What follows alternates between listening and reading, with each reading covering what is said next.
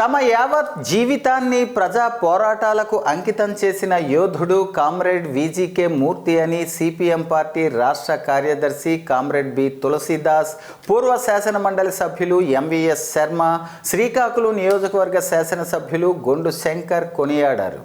శ్రీకాకుళం శాసనసభ్యులు గొండు శంకర్ సంతాప సభలో మాట్లాడుతూ మున్సిపల్ హై స్కూల్లో కడుతున్న భవనాల్లో ఒక హాల్కి ఆయన పేరు పెడదామని ప్రకటించారు. శుక్రవారం సిపిఎం పార్టీ జిల్లా కార్యదర్శి డి గోవిందరావు అధ్యక్షతన కత్తెర వీధిలో జరిగిన కామ్రేడ్ విజికే మూర్తి సంతాప సభలో వారు మాట్లాడుతూ కార్మికులు, ఉద్యోగులు ఎదుర్కొంటున్న సమస్యల పరిష్కారానికి అనేక పోరాటాలు నిర్వహించారని కొనియాడారు. ప్రభుత్వాల నిర్బంధాలు సైతం ఎదుర్కొని ప్రజల సమస్యలపై పోరాటాలు చేసిన ఒక గొప్ప నాయకుడిని కోల్పోయామని వారన్నారు.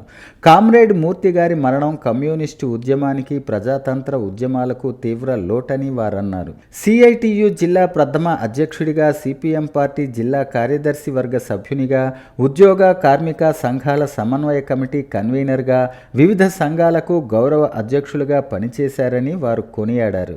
గరిమెల్ల విజ్ఞాన కేంద్రం అధ్యక్షునిగా సాంస్కృతిక రంగంలో విశేషమైన కృషి చేశారని వారన్నారు. సిపిఎం పార్టీ జిల్లా కార్యదర్శి డి గోవిందరావు మాట్లాడుతూ 1979 నుంచి నేటి వరకు కార్మిక సమస్యలపై అలుపెరగని పోరాటం చేసిన మహోన్నత వ్యక్తి అని కొనియాడారు. ఎచ్చెర్ల యూనివర్సిటీ ఏర్పాటు చేయాలని పాదయాత్ర నిర్వహించడంలో కీలక భూమిక పోషించారని అన్నారు.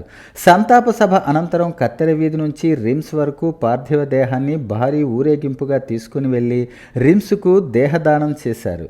ఊరేగింపులో సిపిఎం సీనియర్ నాయకులు ఎం కృష్ణమూర్తి, ఎన్జిఓ సంఘ రాష్ట్ర పూర్వ అధ్యక్షులు చౌదరి పురుషోత్తం నాయుడు తదితరులు పాల్గొన్నారు. ఆయన పరమపదించిన సందర్భంగా ఆయన పార్థివ దేహాన్ని రిమ్స్ గవర్నమెంట్ హాస్పిటల్కి ఇవ్వడానికి ఆయన నిర్ణయం మేరకు వారి కుటుంబ సభ్యులు అందరూ కూడా ముందుకొచ్చి ఈరోజు హ్యాండ్ ఓవర్ చేయడం ఇది చాలా ఇన్స్పిరేషన్.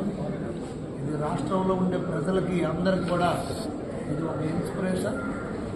ఇలాంటి నిర్ణయం తీసుకున్న ఆయన మహానుభావుడు, ఆయన ఆత్మకి శాంతి చేకూరాలని, ఈయన చిరస్మరణీయుడుగా ఎల్లప్పుడూ శ్రీకాకుళం ప్రజల గుండెల్లో ఉంటారని, అలాగే ఆయన ఆశయ సాధన ఏదైతే ఉందో ఆయన ఎన్నో ఉద్యోగ సంఘాలకు కానీ, అలాగే సమాజంలో సంగీతం, సాహిత్యం అన్ని రంగాల్లో కూడా ఆయన ఉన్నతమైన సేవలు అందించి ఒక మహోన్నతమైన వ్యక్తిగా, ఒక మంచి వ్యక్తిగా ఈ శ్రీకాకుళంలో ఆయన అంటూ ఒక పేరు సంపాదించుకున్నారు. అటువంటి ఆ ఉన్నతమైన భావాలు కలిగిన వ్యక్తి కనుకే ఈరోజు ఈ నిర్ణయం కూడా తీసుకోవడం జరిగింది.